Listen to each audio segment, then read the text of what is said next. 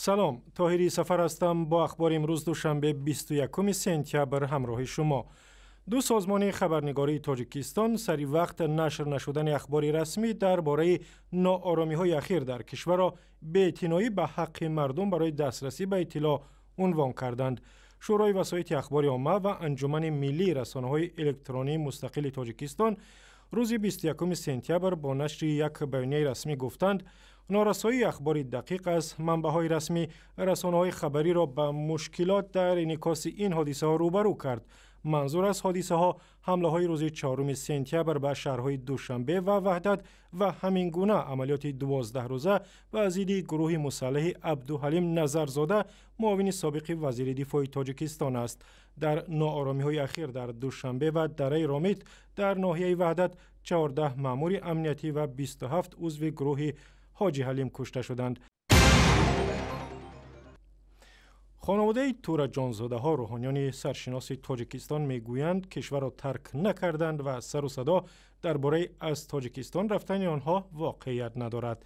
احمد تورا جانزاده برادر حاجی اکبر و ایشان نوردین جان روز 20 سپتامبر به خبرنگار رادیوی آزادی در ناحیه وحدت گفت که برادرانش در همین ناحیه هستند و به زندگی معمولی ادامه می‌دهند. در پس منظر عملیات به ضد گروه عبدالحلیم نظرزاده معاون سابق وزیر دفاع سر و صدا بلند شد که حاجی اکبر و نوردین جان تورا جانزاده روحانیان شناخته به قزاقستان رفتند، ولی اعضای این خانواده میگویند هیچ ارتباط به عبدالحلیم نظرزاده نداشتند و ضرورتی ترک تاجیکستان را هم نمیبینند.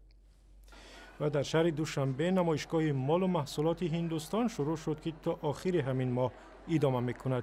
در این نمایشگاه 17 شرکت هندی تولیدات گوناگون از جمله محصولات نساجی، جواهرات، ارمغان و دیگر انواع مواد خوراکه را تا 2 هفته دیگر در نمایشگاه در پایتخت تاجیکستان به نمایش و فروش میگذارند. با گفته مقامات هدف از برگزاری نمایشگاه مساعدت به تجارت و تبادل مال میان تاجیکستان و هند است که سالانه 10 میلیون دلار را تشکیل می‌دهد. در آستانه عید قربان که روز 24 سپتامبر در تاجیکستان تجلیل می شود، در شهر دوشنبه معرکه برای آباد و پاکیزه نگه داشتن آرامگاه ها ادامه دارد.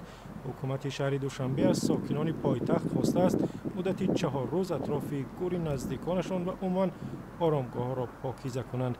خبرنگار رادیو آزادی به 2 آرامگاه دوشنبه رفت و بعضی از ساکنان شهر گفتند دعوت شهرداری را پذیرفتند، ولی عین زمان خودشان هفته یک بار برای زیارت گور نزدیکان فوتیدهشان میآیند و گرد و اطراف آرامگاه را نیز پاکیزه میکنند.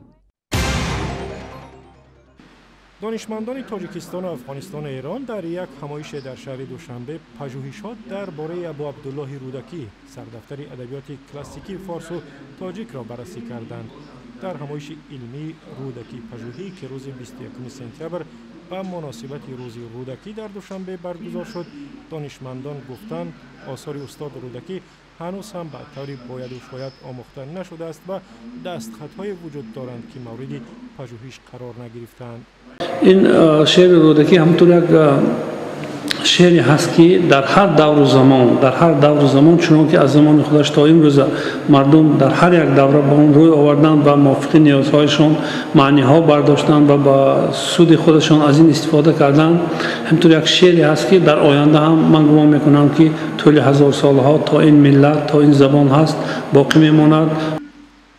از سال 2002 این جانب در تاجیکستان هم از سال روز 22 سپتامبر زادروز ابو عبدالله رودکی شاعر قرنهای 9 و 10 تجلیل می شود. در این روز که نام روز رودکی را گرفته است، اهل فرهنگ و علم و ادب کنفرانس ها و میز گرد و ملاقات ها برگزار می کنند. و اخباری از این هم بیشتر در وبسایت رادیو آزادی، در صفحه های ما در فیسبوک، توییتر و یوتیوب و هم زمینه رادیو آزادی برای تلفن های همراه.